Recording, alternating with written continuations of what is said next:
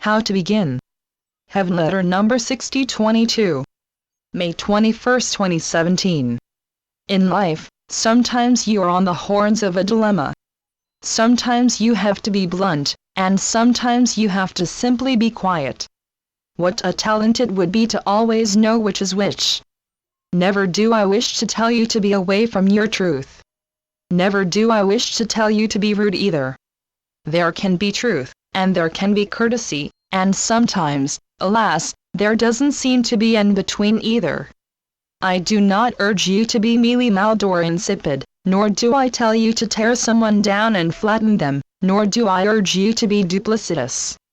Beloveds, in this world, sometimes the kind thing to do is to make yourself clear.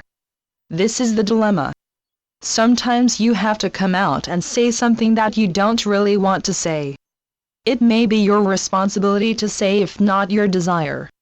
Try as you may, there are times when it is right action to say what has to be said, and then there are instances where it is right action to be silent. Or, a lot may depend upon the two personalities and the specific situations.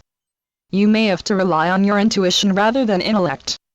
Maybe you have to get away from the idea that it is unkind to speak up. Honesty can, indeed, be the best policy. Sometimes you have to keep your hands off and let life take care of itself. I don't mean just for your own benefit, dear ones, but for the benefit of all.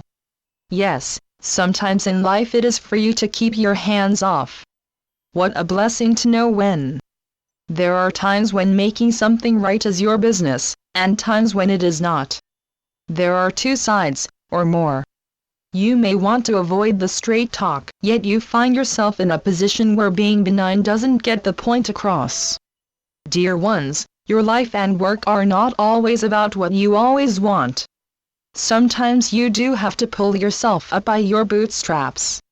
You do no one a favor by being namby-pamby. Kind is not always kind. You do not have to keep your image of yourself as the nice cop.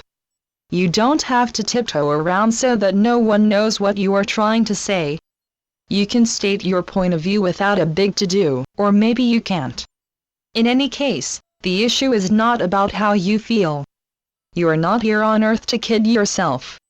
On the other hand, sometimes being blunt is your real kindness.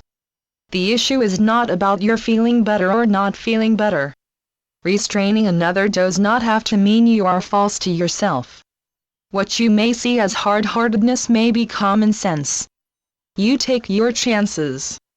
Beloveds, when something in the world is your responsibility, you cannot play blind. If you are a teacher, you cannot give students A's when they are not excelling. You may be a peacemaker, yet a peacemaker doesn't play the role of a pretender.